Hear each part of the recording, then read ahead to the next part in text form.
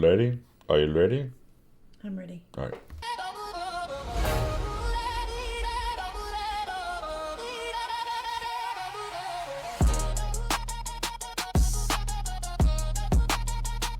Whoa, Laddie. Let's do it. What is up? It's your boy Nick, aka Laddie, coming back to do another, music.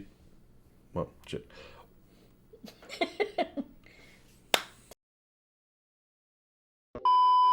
Take two. What is up? It's your boy Nick, aka Laddie, coming back to do another reaction. This time we're going to look into a biography, kind of like we did with BTS, about Dimash Kudaibergen. I've done some reactions of his, and every time I mess up his last name, and I'm so sorry. I'm not trying to. I just can't really say words over 4 letters, and it really messes me up. So, trying my best here, people. Just have a little bit of. I'm Lady Red. Hi. Oh, that's Lady Red Shannon. She's here too. And the reason why that's part of the reason why I'm doing this, because we just did the BTS one.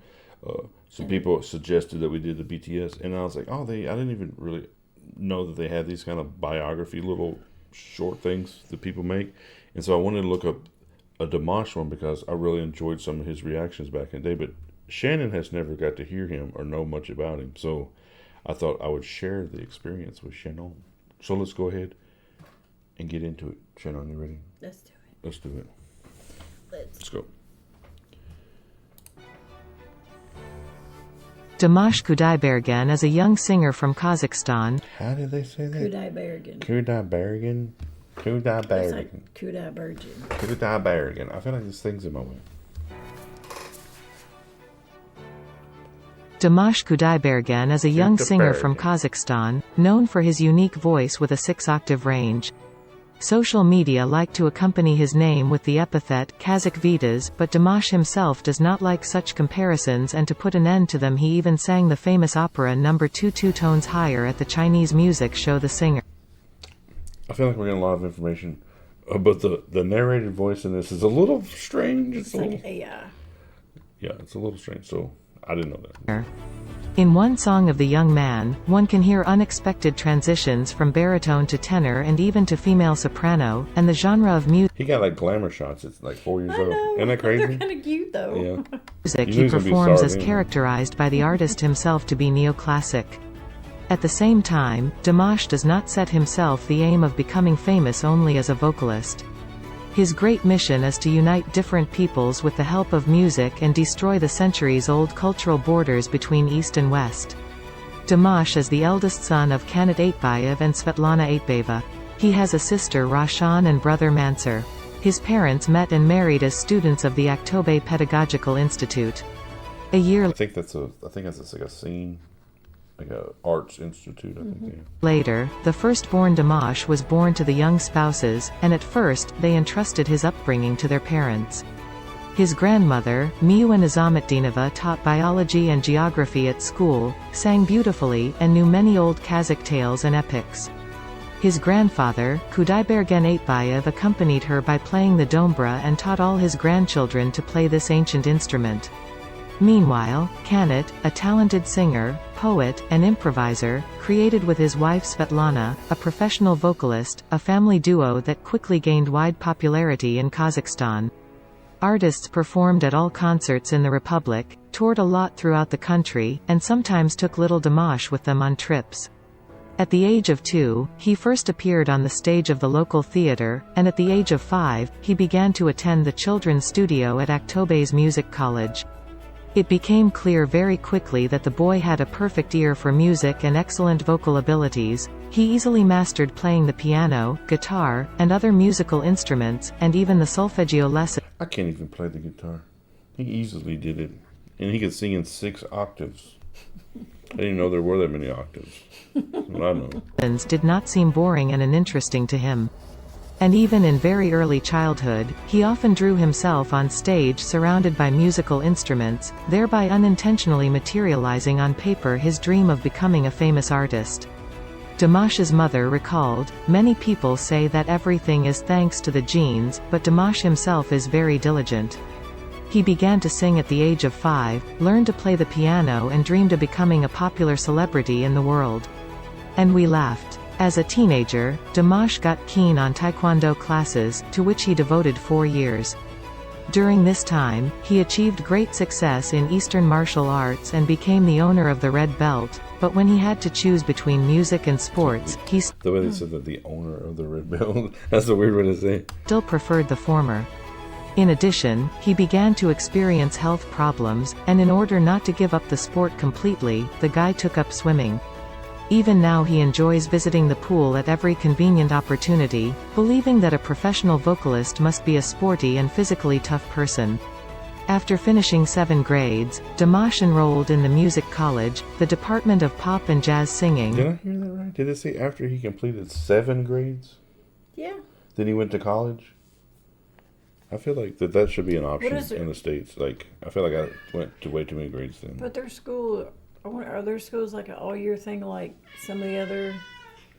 It could be. It could be way more intense, too. Maybe they learn faster, and if they're elevated, maybe they're getting through classes better, like performing well, then they let them progress. I don't know. Where Marat Idamov, the famous Kazakh singer, became his teacher. He not only correctly developed his students' unique voice, expanding the range from 3 to 5 and even 6 octaves, but also inculcated in him a love for art and national cultural traditions. During his studies, Dimash repeatedly took part in Republican competitions of young performers, and in 2012 he won the Grand Prix, Jas Kanat, the country's most prestigious youth competition.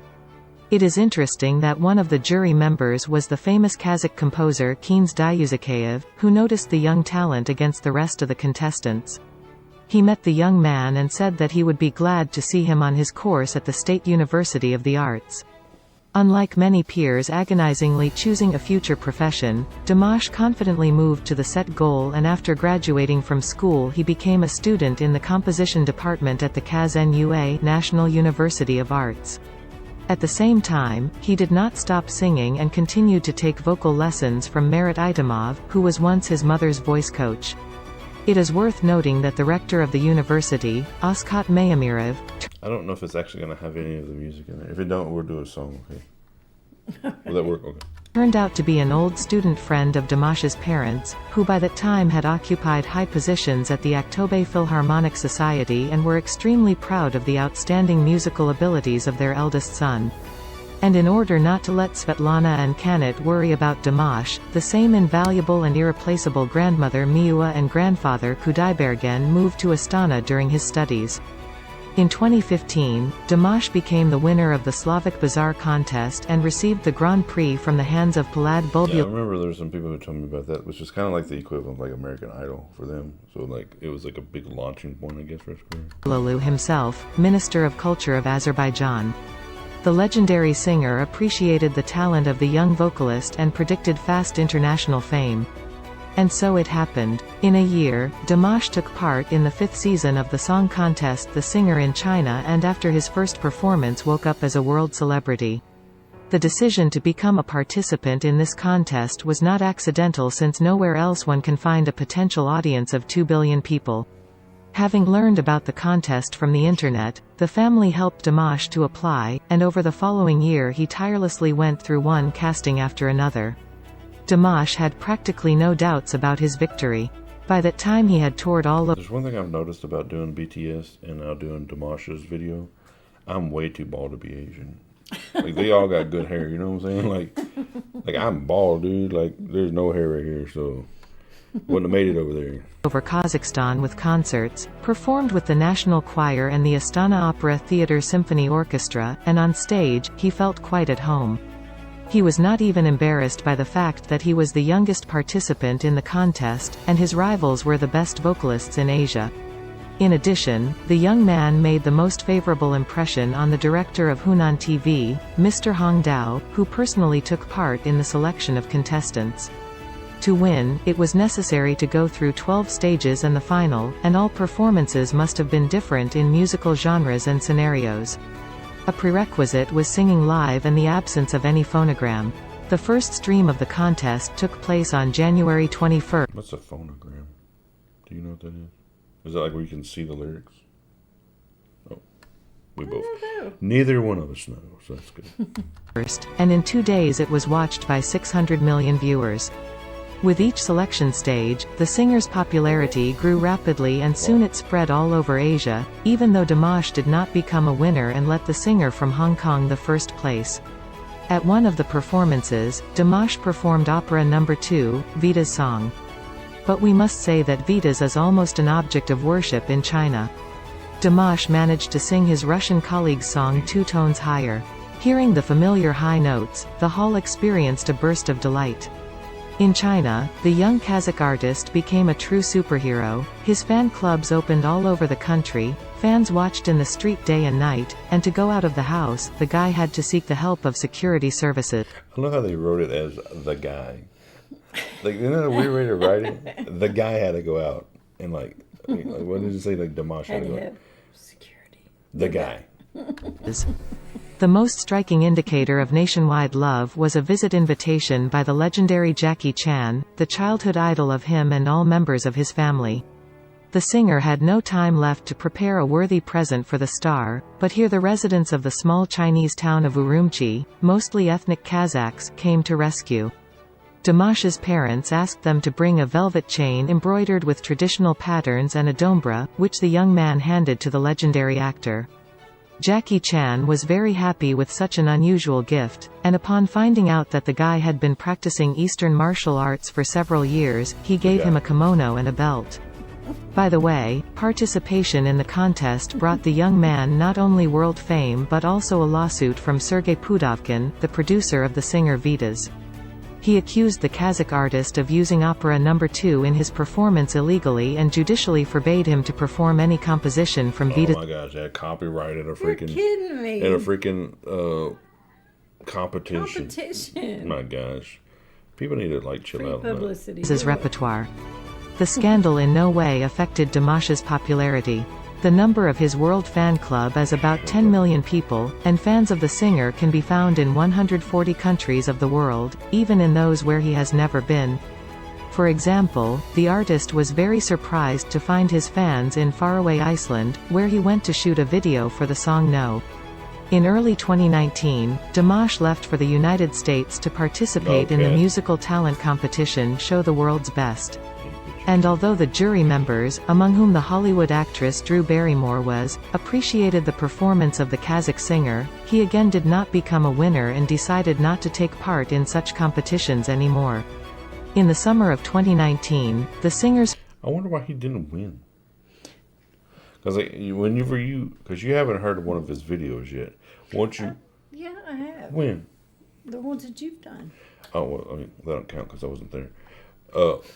But, I mean, I guess I was there, but I wasn't there with you, is what I'm saying. So, but, like, I mean, he sings incredible. I don't know if maybe, like, they were looking for somebody who is less operatic or something and more like a pop star. You know what I'm saying? I don't know. first studio album, ID, was released, which became platinum in China in a record 37 seconds, and in an hour it was certified 3 times platinum. Dimash also released a new concert program Arno, Could you imagine? We have 10 followers on Like Spotify. that's got to be like. They had 10 record followers blowing. on Spotify. It was like, what, 3 hours? He was already triple platinum. 30 seconds. which included songs by Platinum. American No, it said he was. In 30 seconds, he was like platinum, and then And then, oh, okay, and then it was Yeah. triple platinum. Chinese, and My Korean God. authors. The Astana Opera Theatre Orchestra continues to tour with Dimash, and the functions of the producer are performed by his own father, who resigned from a high position in the Aktobe Department of Culture to help his son. The singer spends most of his time in China, where he signed a contract with the Black Gold Talent label. The Kazakh artist also collaborates with the American company BMG, which works with such stars as Madonna, Rihanna and Beyoncé. In 2019, the singer received a master's degree and was preparing to work on his doctoral thesis. He considers a good musical education a must for a professional artist, and in the future he is not going to confine himself only to a singing career. He plans to begin writing complex musical forms, sonatas, sonatinas, arias, Is he sponsored by McDonald's here? Mick Dimash. That's weird. what is that? etc., and after completing concert and touring activities, start teaching and establish his own music academy. In 2020, Dimash continued to surprise fans with new works. Among them, the video, Across Endless Dimensions, which scored about 2 million views on YouTube, as well as the music video, Kyron Elam, which caused no less delight from fans. The singer has performed live both in front of an audience and online and has received several international awards. Among them are the JSTYLE 2019 Awards and the 10th Du News Renren Awards ceremony in China and the People's Favorite 2019 Award at home, in Kazakhstan. Dimash Kudaibergen will take part at the 2021 inauguration celebrations of United States President-elect Joe Biden on Jan. 17. I don't know. Am I the only one that notices like his clothes have Laura on it? No, the microphone, the clothes. Is that like some of his production people? Yeah, that's what I was wondering. I was like, what is going on? Like, due to the pandemic, this year's gala will be held virtually. On the eve of the gala, Kudaibergen will present his first online concert, the Dimash Digital Show, scheduled to stream on American streaming platform Tixer.com. Part of the proceeds will be donated to charity. Inauguration. or do you want to add, or do you want to just wait until we to do an actual one of his songs later? Right? Maybe we can like leave it up to people. Do you guys that are Dimash fans want us to do another video, and what video would you guys like for us to do? I think that I have 4 or 5 like quite a bit older ones that I've done of his, at least a couple of years old, I think. So does he have any new stuff maybe we need to check out? So I mean, probably leave it at that, because I don't really want to. I don't know how to work with doing 2 different things at one time, as far as like making the thumbnail and all that other stuff. But like, I mean, I know he's like a really, really, really, really good singer. It was like, to me, it was like him and the other. There's another girl that I had done. I can't remember anybody's name. I can barely. About the Anna. Yeah, the one I can't also pronounce her last name. They're like the most incredible singers, I think. Yeah, her range is. But like, it's the difference is it's like I feel like they're not as like, I don't know, like they might have a really hard time being mainstream, because I think mainstream singers are really good, but they're not so like technical and like Yeah. it feels like it's a lot of performance too. It's like you almost have to be there, and like it's like the whole part of the show, almost like a Broadway show or an opera or something like that.